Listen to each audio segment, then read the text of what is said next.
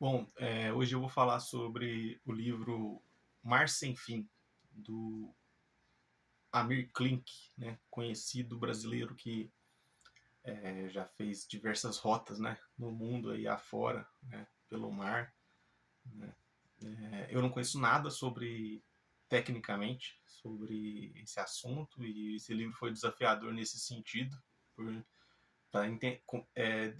demorei um pouco a captar o que significa cada palavra, proa, leme, coisas do tipo, né, que é comum para quem conhece, né, essas questões de navegação. Então, por ser um livro técnico, foi um pouco desafiador.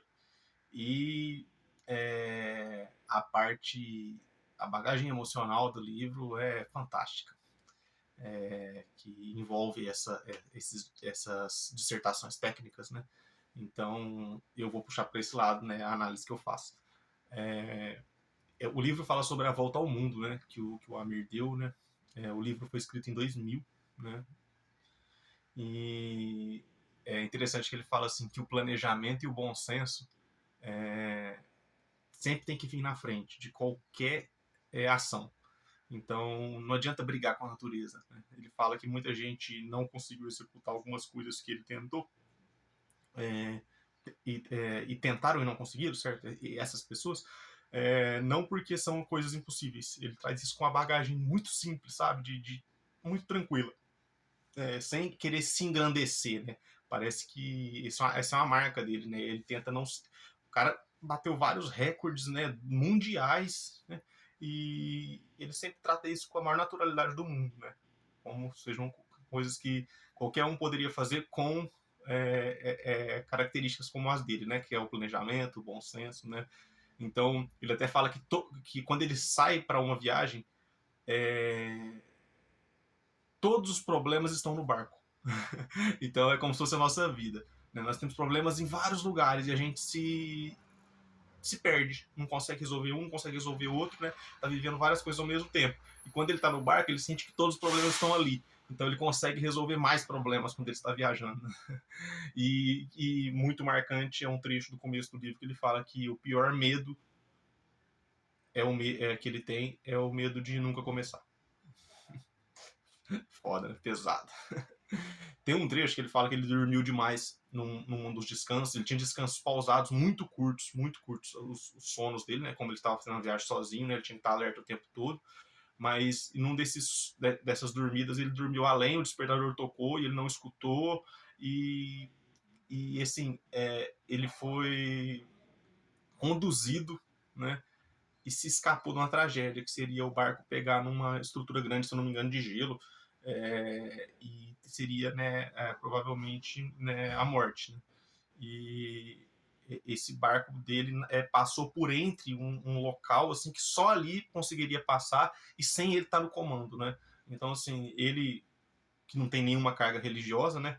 Ele fala que ele não sabe se ele foi protegido, se ele foi abençoado, mas que de toda forma ele prefere acreditar que o mecanismo no leme que tinha que é sensível ao vento que ele instalou operou naquele momento. Então, automaticamente esse mecanismo percebeu a mudança do vento de acordo com as estruturas, as geleiras grandes, né?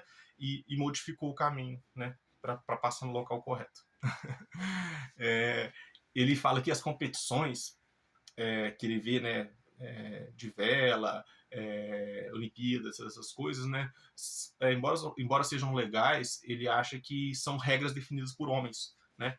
Então pessoas, né, homens, mulheres, definem regras e tem que seguir as regras, né? Então ele fala que ele sente que ele perde a liberdade se ele fosse se adequar a essas questões. Então ele prefere caminhos em que ele faz a rota, ele é livre para fazer as rotas. Mas aqui eu faço uma observação. Ele não é tão livre assim, porque ninguém é tão livre assim. No caso dele, ele é refém da natureza. Então ele só escolhe não ser refém de pessoas, mas ser refém da natureza. Porque a natureza, no momento das viagens dele, é que vão definir por onde ele vai. Ele não vai bater de frente com ela em momento nenhum. Ele vai precisar fazer adaptações até no que ele quer fazer, de acordo com o que as forças naturais vão responder. Né? Então, ele fala que sim, né? Eu acho que esse trecho é o trecho mais famoso do livro. Né? Eu vi um vídeo no YouTube recentemente e uma moça falou sobre isso. foi o trecho que ela destacou, né? Ela fala que, e eu já tinha ouvido essa expressão, então deve ser uma expressão conhecida, né? Que ele relata que o pai dele falava que a gente precisa viajar por conta própria, que não basta histórias, escutar histórias, assistir TV, ver feitos maravilhosos, né? Que a gente precisa dar nossos passos, todo ser humano precisa disso. E ele fala isso no livro, né? E ele até ilustra falando assim que a gente precisa conhecer o frio para dar valor no calor e vice-versa, conhecer o calor para dar valor no frio, né? Que a gente precisa sempre conhecer. Aí a gente faz uma analogia disso para a nossa vida, né? Que a gente, não é que a gente precise sofrer, não é essa apologia ao sofrimento, mas que a gente precise passar por algumas coisas para valorizar outras, né? Porque o exemplo do frio e do calor é bem pertinente, porque o frio e o calor são duas coisas que podem ser boas e ruins. Depende do momento, depende para quem, depende do ponto de vista. Então, a gente trazer isso esse frio e calor para situações das nossas vidas faz sentido, que a gente precise construir nossas próprias histórias, né? E assim a gente vai conseguir caminhar menos ansiosos, né? Ele fala, tem uma passagem do livro que ele fala sobre os nomes dos locais. Eu nunca tinha escutado alguém fazer essa crítica, e a crítica me pareceu pertinente. Nós vivemos num país, não sei se é assim no mundo inteiro, mas no Brasil se dá nome de pessoas para os locais, né? É uma prática comum, pessoas que não estão mais vivas. E aí ele fala que isso é uma agressão à naturalidade do local. Por quê? Todo local ele é rotulado de acordo com quem se vive ali. Então não é que ele é contra o ser humano, mas ele fala assim, ó, pessoas que vivem no local vão chamar ali, por exemplo, ali é a viela tal, ali é a vila tal, né? Por exemplo, sei lá, Vila do Quiabo. Na minha cidade tem um local que tem esse nome popular. E aí, quando o poder público vem e fala, não vai chamar Vila do Quiabo aqui não, aqui vai chamar Doutor Fulano de Tal, Vila Doutor Fulano de Tal, ele faz com que esses nomes populares sejam apagados, né, e coloca o nome arbitrário de uma pessoa. E aí, sem entrar no mérito se essa pessoa é boa, ruim, se merece, se não merece, não vou entrar nesse mérito. Cada caso é um caso. Então, ele fala que isso é um apagamento da memória natural do local, e principalmente por quem está vivendo ele no momento. Não só tradicionalmente, mas no momento, né? Então, me fez muito sentido essa crítica dele, né? E aí ele até brinca falando assim, talvez até a pessoa que morreu, a hora que dá esse nome, lá de onde ela estiver, ela fala assim, não precisava disso. Eu separei um trecho também que ele fala dos brasileiros, né? Ele fala assim que os brasileiros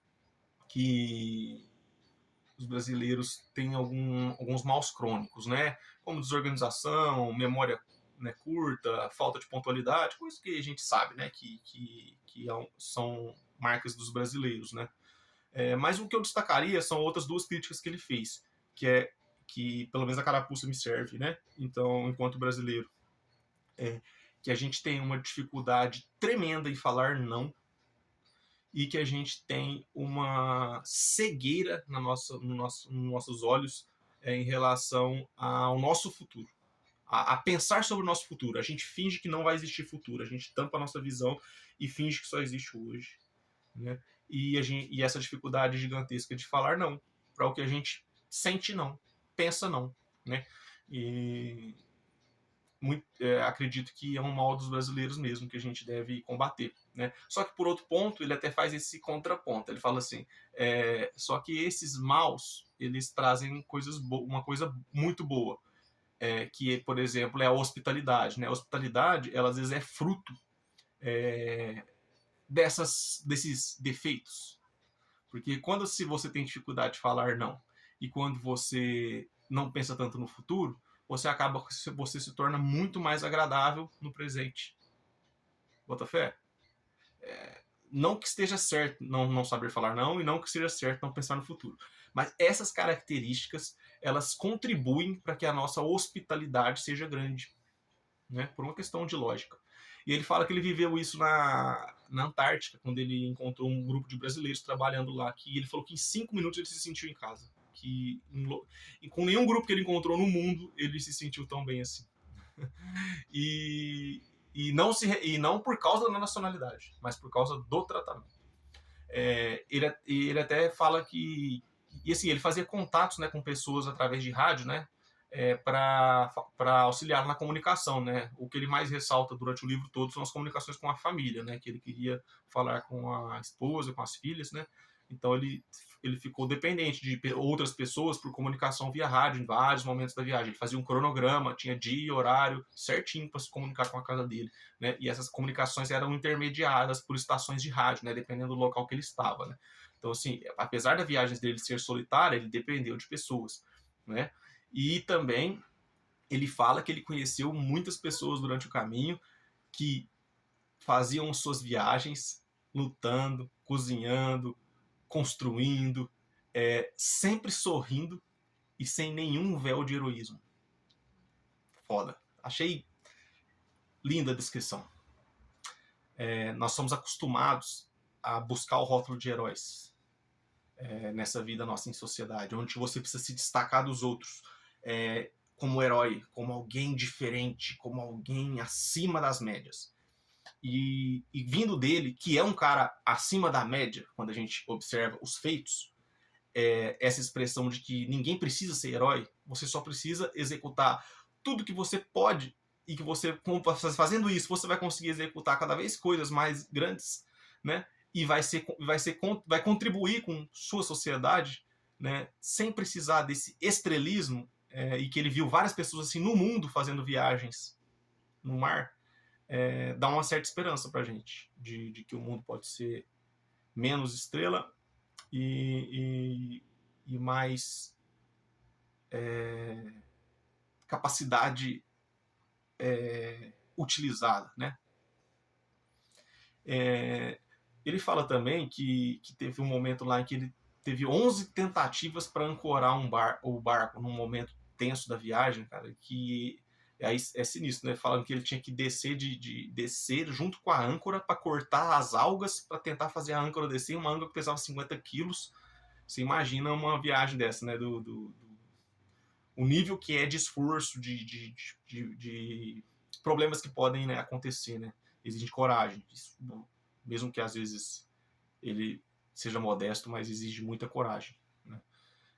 E tem um trecho que eu me identifiquei, que ele fala sobre o prazer de consertar. Que ele fala que assim, né, que o motor dá um problema e ele está tentando resolver, e o tempo está se esgotando ali de acordo com a rota que ele precisava fazer, né? E o barco está indo sem o motor, né? Está indo de acordo com o mar está mandando, né, no momento, e ele não podia perder uma rota naquele momento, precisava do motor funcionar, então ele está correndo contra o relógio e ele para ler o manual do equipamento. Porra, velho, o maluco é sinistro. Ele para ler o manual do equipamento para entender exatamente onde que ele ia intervir e com o relógio parece aquelas temporadas de 24 horas que tinha o Jack Bauer, que ele correndo contra o relógio. E o maluco sempre dava um jeito de fazer as coisas acontecer antes do relógio virar lá, né? Coisa de filme mesmo. E o cara coloca isso como uma coisa real, né? Que aconteceu na viagem dele e com a serenidade dele, né? De entender para intervir, né? Que aí já traga um outro mal do brasileiro. O brasileiro quer intervir em tudo sem entender, né? E não porque precisa ser muito teórico, menos prático, não. A prática é maravilhosa. Mas a gente precisa criar bagagem teórica mínima para conseguir intervir com menos emoção e mais assertividade, né? Então o cara dá uma aula disso, né? E ele fala assim que nesse momento ele pensou o quê? Que o maior dos problemas seria ele ter que voltar. Então, assim, beleza, se eu perder essa rota aqui, eu volto pro Brasil e não termino a volta ao mundo. Acho que ele estava em 270 graus de viagem, né? Fazendo os 360, né? Ele falou, não, eu volto, né? Se eu não conseguir domar aqui novamente o caminho que eu preciso, né? Então ele contra o relógio, pressionado, buscando informação, só que a mente serena no sentido de que se não der, não deu, eu estou fazendo o meu máximo. E sim, para fechar, tem um trecho que eu escrevi, né? Que ele falou e eu escrevi fiel à forma que ele coloca, né? Que Seria é uma coisa a gente se pensar constantemente, né? Ele fala assim que após alguns problemas, a gente tem uma oportunidade. Qual que é a oportunidade? É isso. São raros os momentos da vida que não precisamos de nada além do que temos. De novo, são raros os momentos da vida que não precisamos de nada além do que temos. Então, fica essa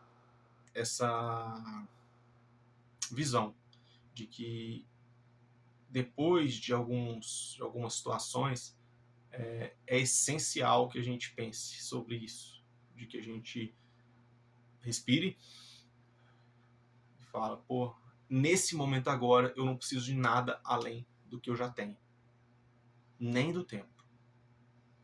Agora, por agora, está sendo suficiente. E se a gente conseguir colocar isso em vários momentos da nossa vida, apesar de serem raros, mas a gente conseguir colocar, sentir isso de verdade, né? Em alguns momentos, a gente tende a desanimar menos, ser mais corajosos, buscar mais caminhos, né? E, inclusive, estamos em 2025, se eu não me engano, 2024, ano passado, a filha dele, Tamara Klink, fez uma gigante travessia também, se eu não me engano, uma travessia do Oceano Atlântico, a primeira mulher a fazer uma travessia desse nível, né? E aí você vê que o tanto que o cara foi luz e agora o tanto que a menina é luz e vai inspirar outras pessoas e traz muita coisa positiva quando a gente quer fazer alguma coisa, se dedica a fazer e segue firme, apesar de todas as adversidades e de acordo com os nossos limites também, nossos interesses, como bons humanos que cada um e só.